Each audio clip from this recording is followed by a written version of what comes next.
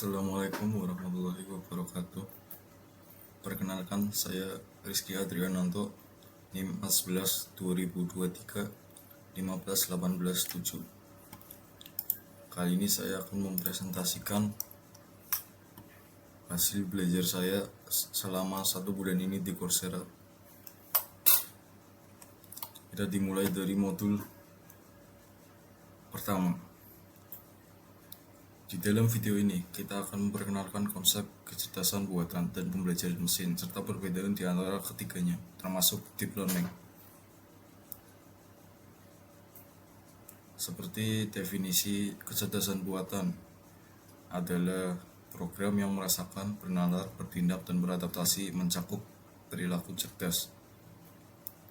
Pembelajaran mesin adalah subset dari kecerdasan buatan yang dapat meniru perilaku cerdas dan belajar dari data. Lalu kita juga belajar tentang sejarah dan perkembangan AI, di mana sejarah AI yang melibatkan banyak pasang surut dalam investasi dan minat yang akhirnya mengarah kepada ledakan AI saat ini. Dua terobosan besar dalam AI adalah pengolahan gambar dan terjemahan mesin, di mana komputer kini bisa melakukan tugas ini lebih baik daripada manusia. Lalu kita juga membahas aplikasi AI di dunia nyata, bagaimana AI bisa berdampak kepada industri, pemasaran, transportasi, dan mobil otomatis, dan juga rumah pintar. Contoh aplikasinya misal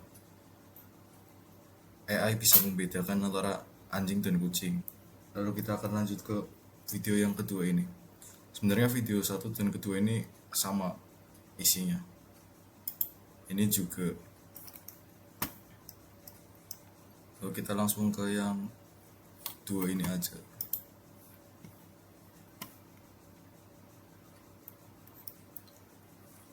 Dalam course ini kita juga masih mengenali tentang machine learning itu.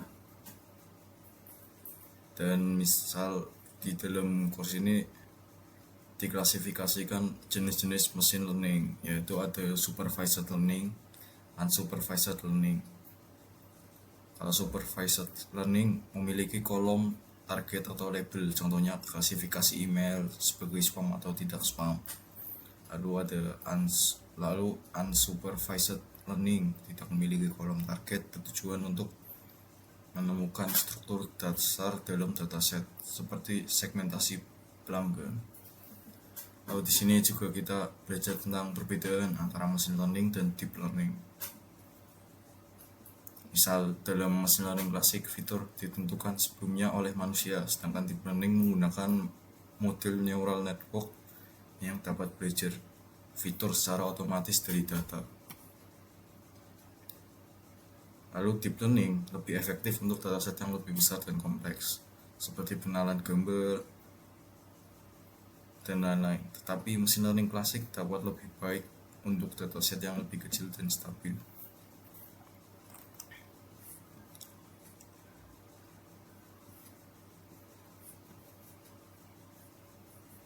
Lalu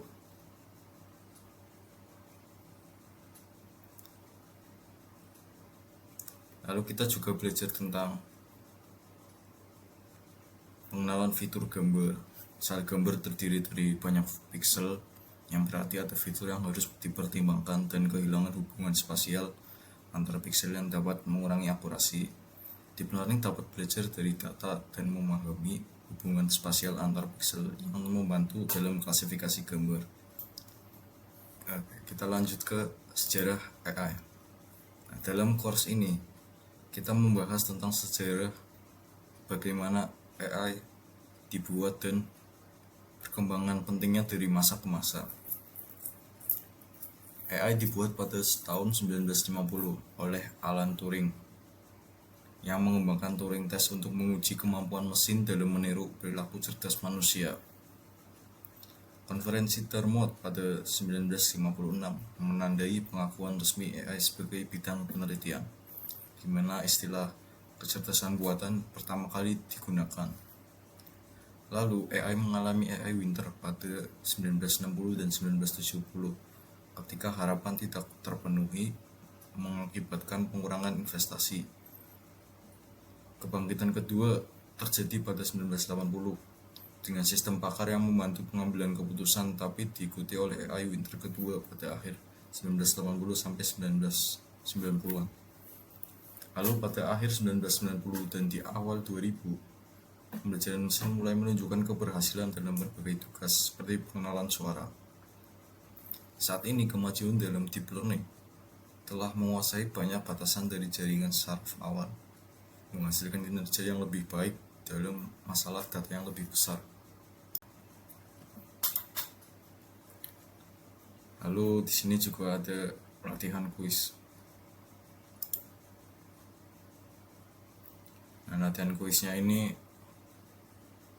rata-rata masih pengertian-pengertian dari course yang sebelumnya tadi.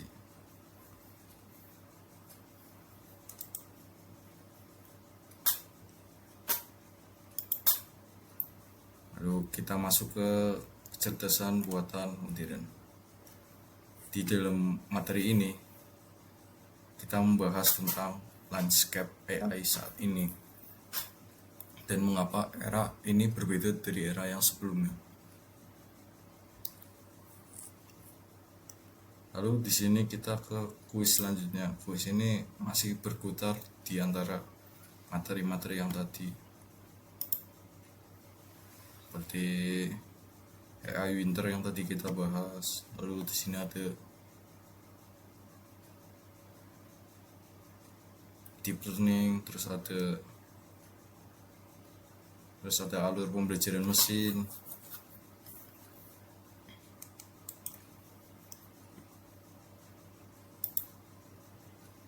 Lalu di sini rangkumannya, ya kecerdasan buatan cabang ilmu komputer yang berurusan dengan simulasi perilaku cerdas dalam komputer. Lalu ada sejarah AI tadi sudah kita jelaskan. Lalu ada AI modern, tadi kita sudah jelaskan juga. Lalu di sini ada kuis.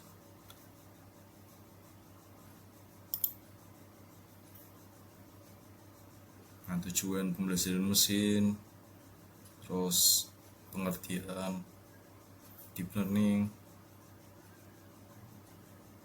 algoritma pembelajaran mesin standar lebih baik daripada penggunaan deep learning dalam saingan pekerjaan, lalu tes Turing, dan lain-lain.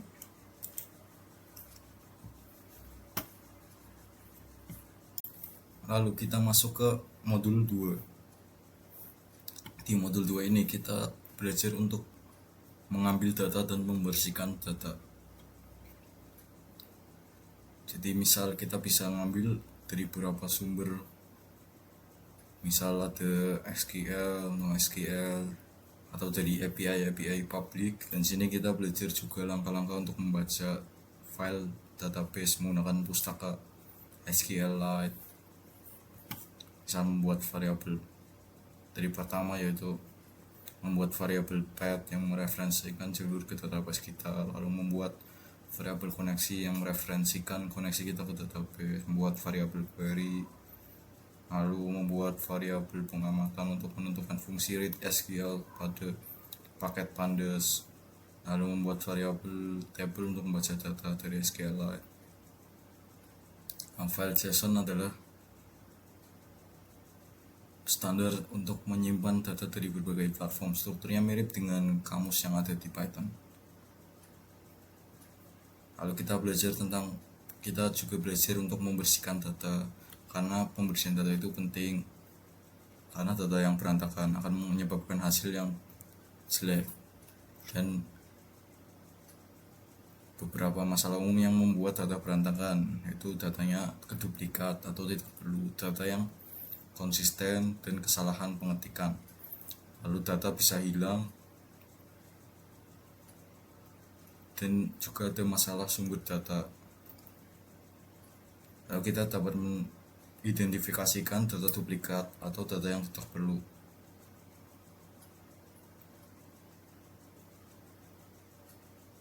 Lalu metode umum yang kita gunakan untuk menemukan data adalah yang melalui plot, statistik, dan residual. Lalu di sini ada latihan-latihannya.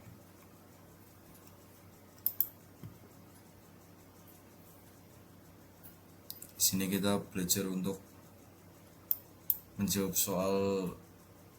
Di sini kita belajar untuk mengimplementasikan teori yang tadi, misal pandas itu buat apa, library pandas itu buat apa gitu. Lalu kenapa harus pakai JSON untuk menyimpan data.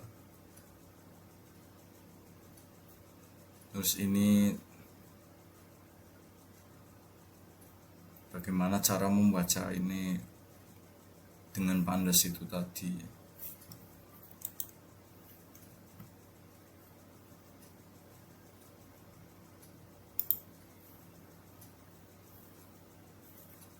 Lalu di sini juga ada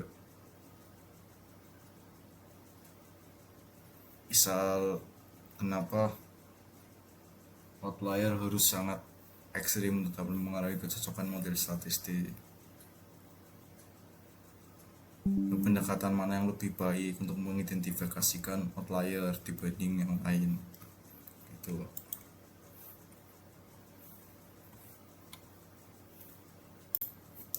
Lalu di sini apa itu file CSV, terus residu itu apa, terus SQL itu apa, terus kepanjangan NoSQL itu apa, terus file JSON itu apa, terus data yang berantakan itu maksudnya gimana, apakah datanya jelek atau acak-acakan atau gimana, terus pencilan, terus outlier. Lalu kita ke modul yang ketiga. Di modul ketiga ini kita belajar tentang IDE, analisis data eksplorasi atau IDE, yaitu pendekatan untuk menganalisis kumpulan data yang meringkas karakteristik utamanya yang sering kali kita gunakan metode visual. Analisis ini membantu kita menentukan apakah data yang kita gunakan apa adanya atau perlu pembersihan data lebih lanjut. IDE juga penting dalam proses mengidentifikasi pola, mengamati tren, dan merumuskan hipotesis. Statistik ringkasan yang umum IDE termasuk statistik ringkasan dan menghasilkan visualisasi. Lalu di sini banyak kuisnya. Itu ada kuis yang pertama ini.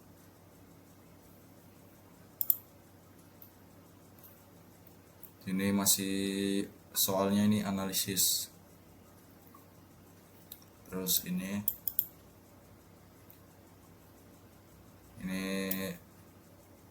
buat untuk menampilkan data pakai apa aja. Ini library. Nah terus ini juga ada library pandas. Apakah bisa menggunakan plot atau tidak.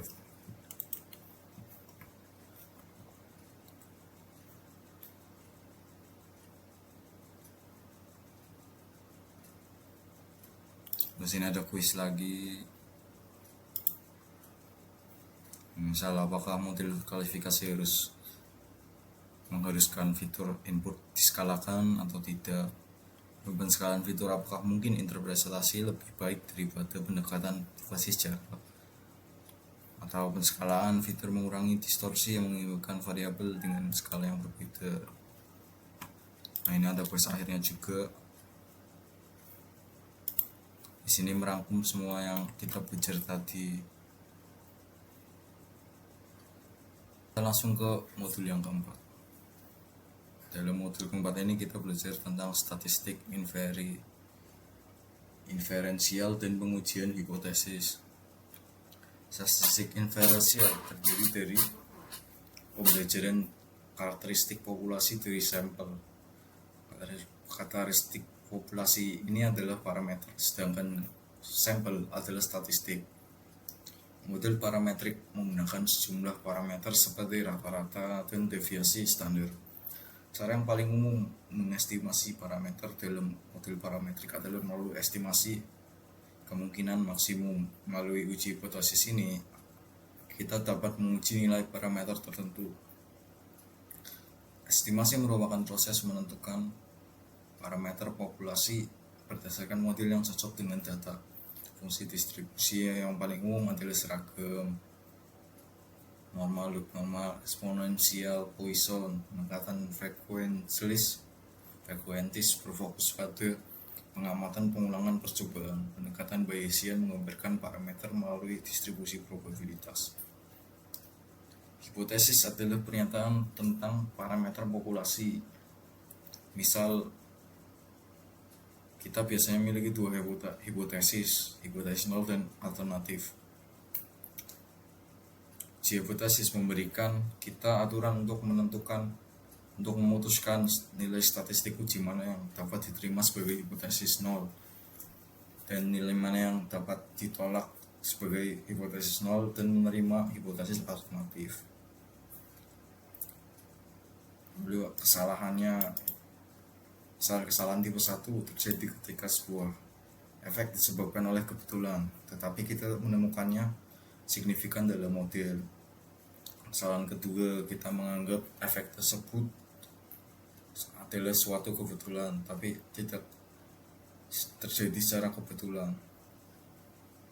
Kalau ada tingkat signifikansi nilai P, yaitu ambang batas probabilitas di mana hipotesis 0 dapat ditolak, Anda harus memilih tingkat signifikansi sebelum menghitung distribusi, biasanya antara 0,01 sampai 0,05. Nilai P adalah tingkat signifikansi terkecil di mana hipotesis 0 akan ditolak. Kalau kemudian prediksi nilai statistik yang membuat kita menerima hipotesis 0. Kelas ini dapat berguna untuk memprediksi hasil, tapi korelasi tidak menyeratkan sebab dan akibat. Ketika kita membuat rekomendasi, kita harus mempertimbangkan variabel perancu dan fakta bahwa korelasi pada dua variabel tidak menyeratkan bahwa peningkatan atau penurunan satu variabel akan mendorong peningkatan atau penurunan variabel lainnya.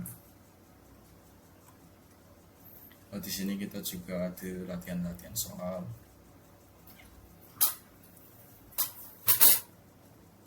Di sini kita ada latihan soal.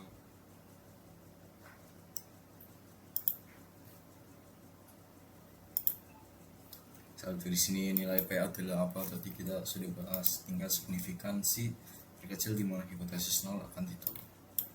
Lalu ada tipe 1 tadi, kesalahan 1 itu apa? Di sini analisis.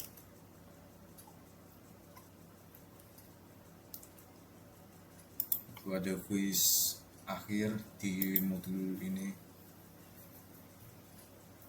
misal semuanya analisis semua.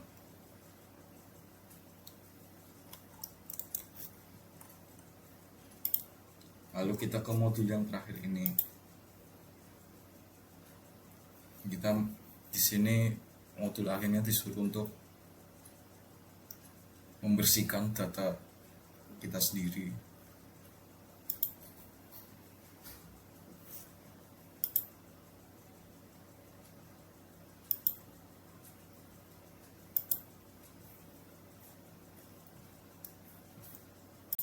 Oke, kita lanjut ke course yang kedua. Di course ini kita akan memperkenalkan gambaran umum dan singkat tentang pembelajaran mesin terawasi dan aplikasi utamanya yaitu klasifikasi dan regresi. Setelah kita memperkenalkan konsep regresi, kita akan mempelajari praktik terbaiknya serta cara mengukur kesalahan dan memilih model regresi yang paling sesuai dengan data. Tujuan pembelajarannya yaitu mengidentifikasikan jenis utama pada pembelajaran mesin, lalu menyebutkan contoh umum dari aplikasi mesin learning sehari-hari, membedakan interpretasi dan memprediksi sebagian dari dua tujuan mesin learning, mengidentifikasikan uji statistik untuk menilai normalitas dalam variabel hasil, lalu mengidentifikasikan praktik terbaik untuk regresi linear termasuk cara mengukur kesalahan.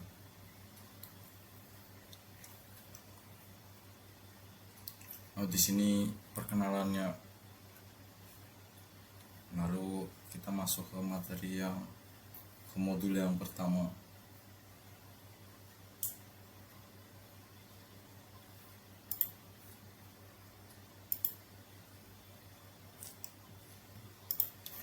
modul pertama ini kita belajar tentang jenis-jenis pembelajaran mesin terawasi, ya regresi, klasifikasi.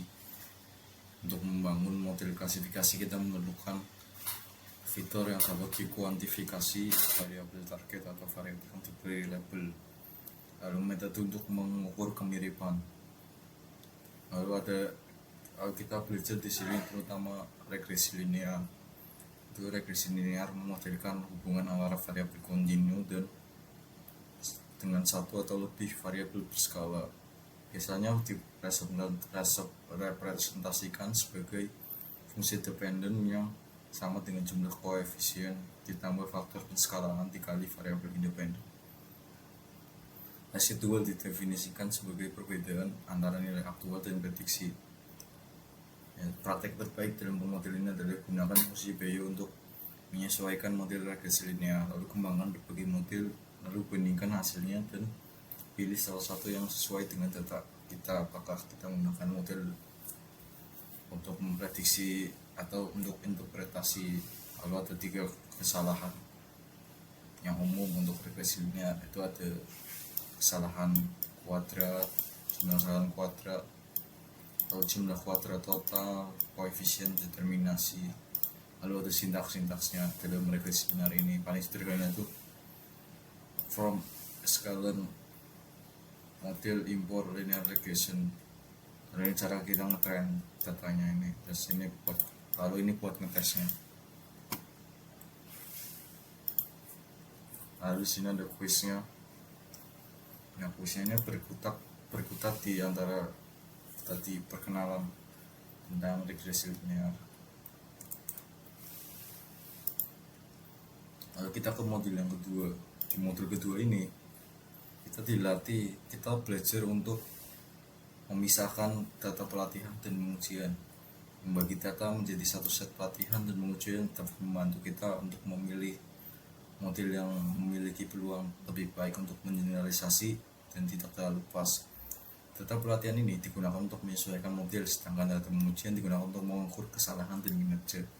Kesalahan pelatihan cenderung menurun dengan model yang lebih kompleks. Lalu istilah polinomial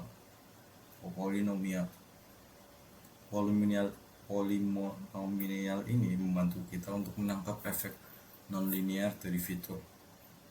Algoritma lain yang membantu kita memperluas model linear adalah regresi linguistik, K-mean terdekat, pohon keputusan, mesin faktor mendukung, hutan acak, random forest, metode ensemble, lalu pendekatan pembelajaran mesin, pembelajaran mendalam atau deep learning.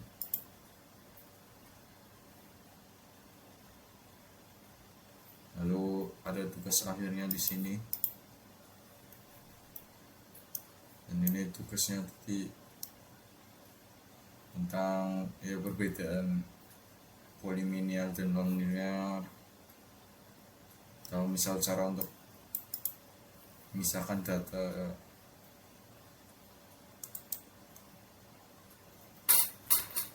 Lalu kita ke modul yang ketiga. Di modul ketiga ini kita belajar untuk validasi silang. Yang paling umum yaitu validasi silang, kayak lipat, tinggalkan satu validasi silang dan validasi silang bertingkat.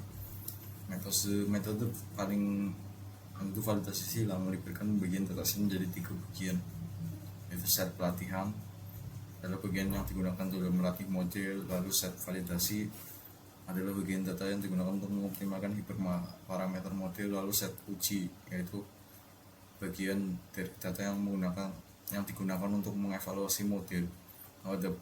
Ada library scikit-learn untuk yang berisi banyak metode yang dapat melakukan pemisahan data dari dalam data ke dalam set pelatihan, pengujian dan validasi. Metode yang paling populer yang kita bahas ini adalah train that split, membuat pemisahan tunggal ke dalam set pelatihan dan pengujian. Keyword yaitu membuat sejumlah keyword split memungkinkan validasi silang. Cross-val score mengevaluasi skor melalui metode validasi silang. Lalu cross-val prediksi di luar kantong untuk setiap baris. Lalu grid search CV memilih input parameter, memilih set hiperparameter yang terbaik. Lalu di sini ada tugas akhirnya, misal apakah key value meningkat, bagaimana peningkatan kamu berpengaruh pada varian seluruh subset. Lalu ini grafik yang ini menggambarkan tentang apa. Lalu kita ke modul yang keempat. Oke, kita lanjut di modul keempat ini. Di modul keempat ini kita belajar tentang bias varian, trade-off, dan teknik regularisasi. Pertukaran bias atau bias varian menguraikan kesalahan kuadrat rata-rata model menjadi dua bagian, yaitu bias dan varian. Bias adalah ukuran seberapa dekat model tersebut dengan fungsi aktual yang kita modelkan.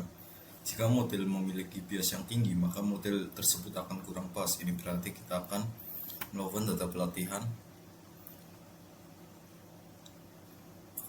pelatihan dan pengujian dengan buruk, tetapi hasil relatifnya akan serupa. Cara untuk mendapatkan bias termasuk membuat model yang lebih kompleks, menambahkan polinomial tingkat tinggi, serta menambahkan lebih banyak fitur atau menemukan lebih banyak data. Sedangkan varian adalah perbedaan kuadrat rata-rata dari setiap model yang dilatih terhadap prediksi rata-rata setiap model. Jika model memiliki varian yang tinggi, model biasanya akan overfit dengan data. Ini berarti kita tidak akan bisa bekerja dengan baik pada data pelatihan, tapi tidak ada data pengujian. Kita dapat meningkatkan varian dengan membuat model yang tidak terlalu rumit, misalnya menurunkan urutan polinomial, mendapatkan lebih banyak data, atau menggunakan regulisasi. Ada tiga teknik regularisasi yang kita bahas, yaitu Ridge, lasso, dan jaring elastis. Ridge menghukum besaran ukuran koefisien regresi dengan menambahkan suku keanggotaan, memaksakan koefisien menjadi lebih rendah tapi tidak nol, meminimalkan fitur yang tidak relevan dan tidak menghapusnya lebih cepat untuk dilatih. Lalu ada lasso, menghukum nilai absolut dari koefisien, menetapkan fitur dan yang tidak relevan ke nol, menemukan fitur yang tidak butuhkan. Lalu ada lagi jaring elastis, yang menghukum besaran ukuran regresi dengan nilai absolut dari koefisien, menetapkan fitur yang tidak relevan ke nol dan memaksakan koefisien lebih rendah. Lalu ada latihan-latihan soalnya di sini.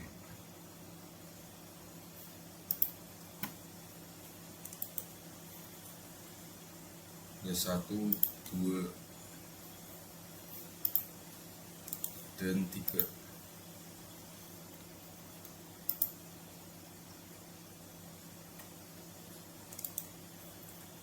Kita lanjut ke modul kelima. Di modul kelima ini kita belajar tentang teknik regularisasi. Sumber kesalahan untuk model adalah bias, varian, dan kesalahan yang tidak dapat direduksi. Regularisasi adalah cara untuk membangun model sederhana dengan kesalahan yang relatif rendah. Regularisasi ini biasanya membantu menghindari overfitting dengan menghukum koefisien yang bernilai tinggi. Hal ini mengurangi parameter dan mengecilkan model. Regularisasi biasanya menambahkan parameter kekuatan regularisasi yang dapat disesuaikan secara langsung dalam fungsi biaya. Regularisasi melakukan seleksi fitur dengan mengecilkan dalam regresi Ridge. Penalti kompleksitas lambda diterapkan secara proporsional dengan nilai koefisien kuadrat. Setelah penalti memiliki efek mengecilkan koefisien ke arah 0. Hal ini menyebabkan bias pada model mengurangi varian. Kita dapat memilih lambda kekuatan regularisasi terbaik melalui hasil validasi silang. Ini adalah praktik terbaik dalam menskalakan fitur, misalnya menggunakan standar skala, sehingga penalti tidak terpengaruh oleh skala variabel. Dalam regresi lasso, penalti kompleksitas lambda sebanding dengan nilai absolut koefisien. Lasso adalah singkatan dari operator penyusutan dan seleksi absolut terkecil, efek yang mirip dengan Ritz dalam pertukaran kompleksitas, yaitu meningkatkan bias tetapi menurunkan varian. Lasso lebih mungkin daripada Ritz untuk melakukan seleksi fitur karena lambda yang tetap. Lasso akan mudah menghasilkan koefisien yang sekitar 0. Lalu ada latihan soalnya.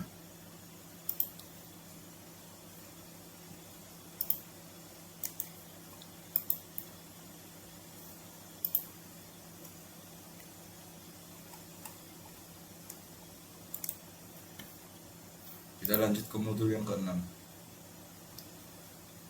Di modul ke-6 ini adalah tugas akhir dan ringkasan dari semua course yang pernah kita pelajari sebelumnya.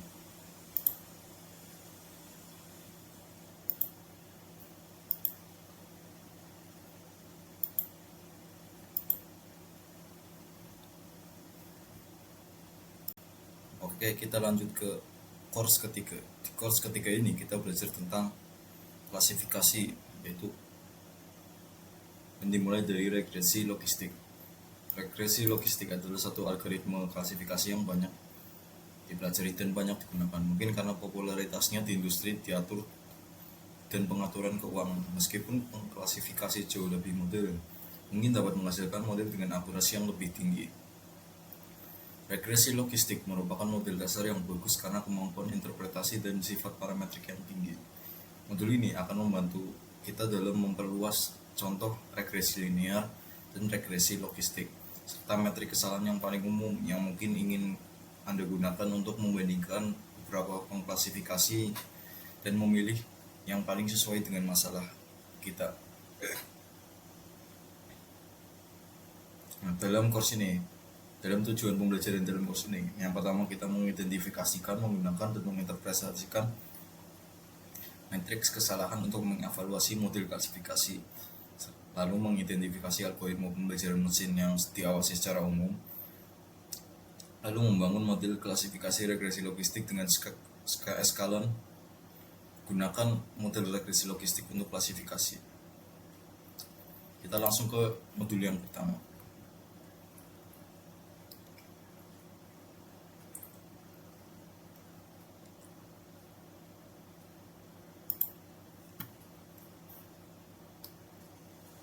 Di modul pertama ini kita akan membahas masalah klasifikasi, yaitu dua jenis utama dari model pembelajaran yang diawasi, yaitu model regresi yang menghasilkan hasil nilai kontinu dan model klasifikasi yang memprediksi hasil kategorikal. Model yang paling umum digunakan dalam pembelajaran yang diawasi adalah regresi logistik, K-mean terdekat, mesin vektor pendukung, poin keputusan, jaringan saraf tiruan, neuron network, lalu hutan acak, random forest,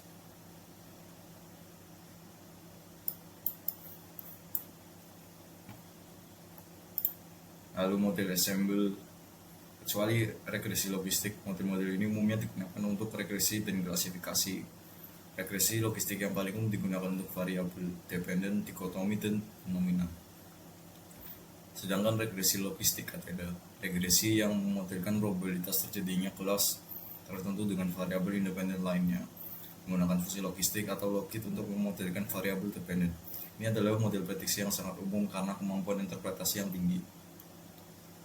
Lalu ada matriks kesalahan klasifikasi. Matriks kebingungan mentabulasikan positif sejati, negatif palsu, positif palsu, dan negatif jati. Ingatlah bahwa tingkat positif palsu juga dikenal sebagai tipe kesalahan tipe 1. Negatif palsu juga dikenal sebagai kesalahan tipe 2. Lalu ada latihan soal. Yang pertama ini regresi logistik. Lalu masuk lagi, lalu regresi logistik lagi, dan latihan soal terakhir di modul ini.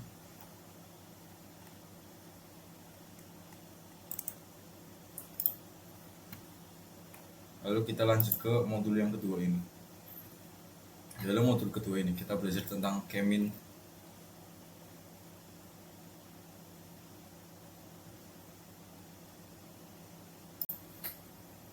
Sekarang kita lanjut ke modul kedua. Di modul kedua ini kita belajar tentang k-nearest neighbor atau k-mode tetangga terdekat untuk klasifikasi. Metode tetangga terdekat k ini berguna untuk klasifikasi. Metode SIGO sering digunakan untuk mengidentifikasi model dengan k yang lebih rendah dan tingkat kesalahan yang lebih rendah. Metode-metode ini populer karena komputasi dan interpretasi yang mudah, meskipun mungkin membutuhkan waktu untuk menilai pengamatan baru, tidak memiliki estimator dan mungkin tidak cocok untuk dataset yang lebih besar. Lalu ada contoh tugas-tugas latihan. Lalu ini. Lalu latihan terakhir ini.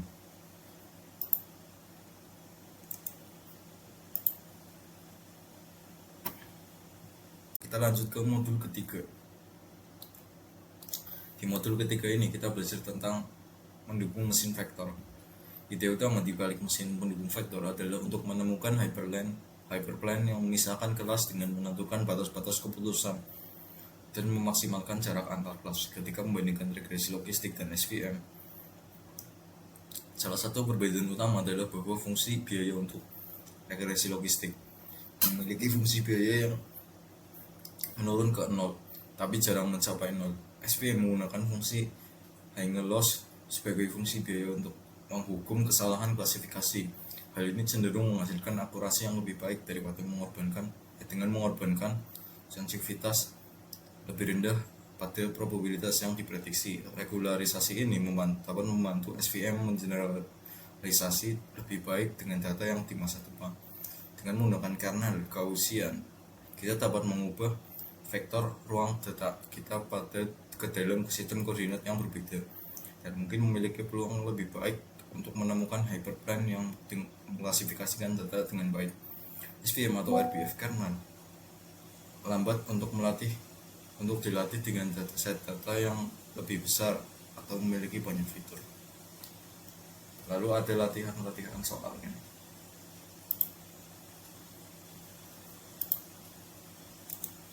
Lalu ini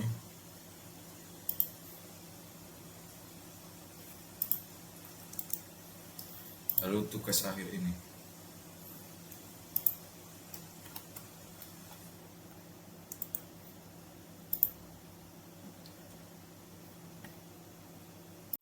Oke, kita lanjut ke modul ketiga. Kita lanjut ke modul keempat, yaitu pohon keputusan. Pohon keputusan membagi data menggunakan ukuran motor. Pohon keputusan merupakan algoritma yang serakah dan tidak didasarkan pada asumsi statistik. Ukuran ketidakmurnian yang paling umum digunakan adalah entropi dan indeks Gini. Pohon keputusan cenderung overfit dan sangat sensitif dengan data yang berbeda. Validasi silang dan pemangkasan terkadang membantu dalam hal ini. Keuntungan besar dari pohon keputusan adalah bahwa mereka sangat mudah untuk ditafsirkan dan tidak memerlukan pemrosesan data. Dan berikut latihan soalnya. Lalu ini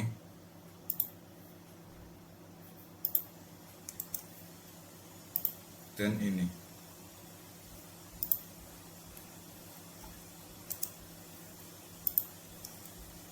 Kita lanjut ke modul kelima. Dalam modul kelima ini kita belajar tentang model assemble.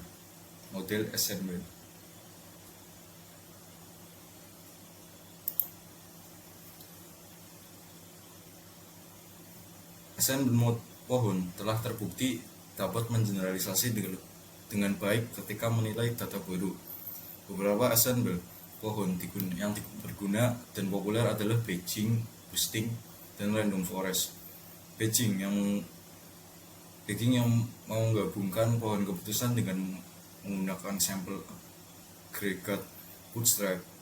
Keuntungan khusus dari Bayesian adalah bahwa metode ini dapat dilakukan secara multithread atau dikomputasi secara paralel.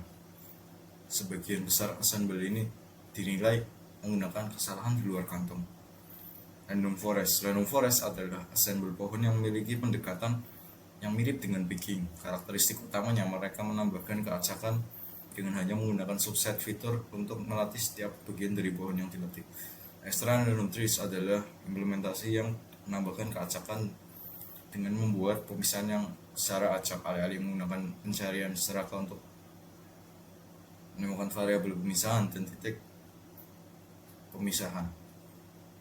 Boosting bersifat aditif, dalam artian bahwa metode ini secara berurutan melatih ulang pohon keputusan menggunakan observasi residu yang tertinggi pada pohon sebelumnya untuk melakukan observasi dengan residual yang tinggi diberi bobot yang lebih tinggi. Peningkatan Gordon, fungsi kerugian utama untuk meningkatkan algoritma ini adalah fungsi kerugian 0 sampai 1 yang mengabaikan pengamatan dan pengklasifikasian dengan benar. Bentuk fungsi kerugian ini membuatnya sulit untuk dioptimalkan. Fungsi loss boosting adaptif yang memiliki sifat eksponensial. Bentuk fungsi ini lebih sensitif terhadap outlier. Fungsi kerugian peningkatan gradient. Implementasi gradient boosting yang paling umum digunakan menggunakan fungsi kerugian log likelihood binomial yang disebut dengan deviance. Fungsi ini cenderung lebih kuat terhadap outlier daripada ada boost. Sifat aditif dari gradient boosting membuatnya rentan lebih terhadap overfitting. Hal ini dapat diatasi dengan menggunakan validasi silang atau menyempurnakan jumlah iterasi boosting. Hiperparameter lain yang dapat di-setel dengan baik adalah laju pembelajaran atau penyusutan subsampel jumlah fitur. Lalu stacking adalah metode ensemble yang menggabungkan semua jenis model dengan menggabungkan probabilitas kelas yang diprediksi. Dalam hal ini, metode yang merupakan kasus umum dari bagging adalah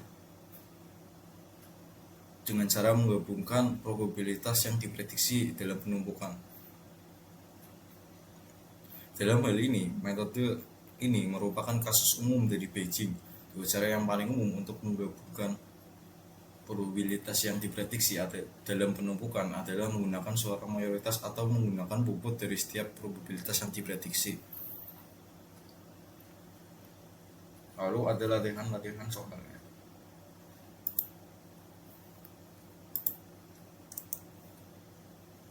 Lalu ini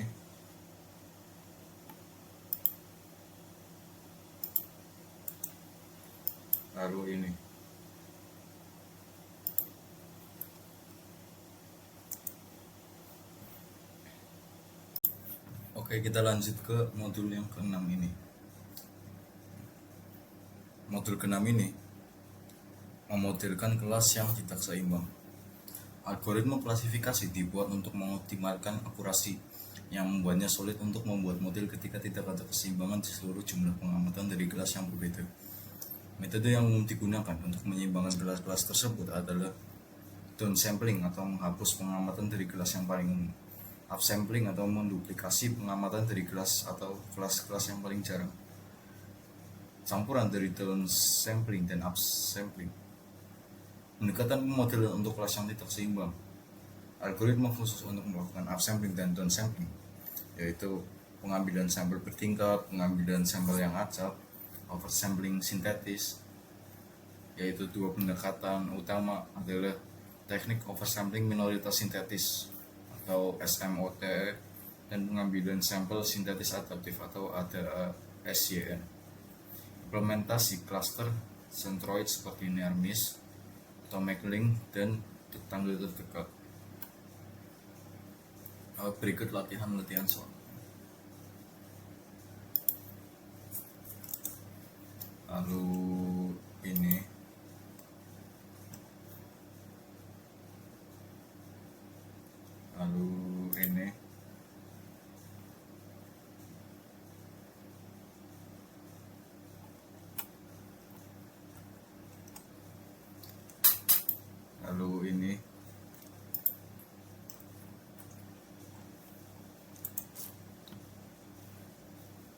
dan sudah selesai. Terima kasih atas perhatiannya. Sekian dari saya. Wassalamualaikum warahmatullahi wabarakatuh.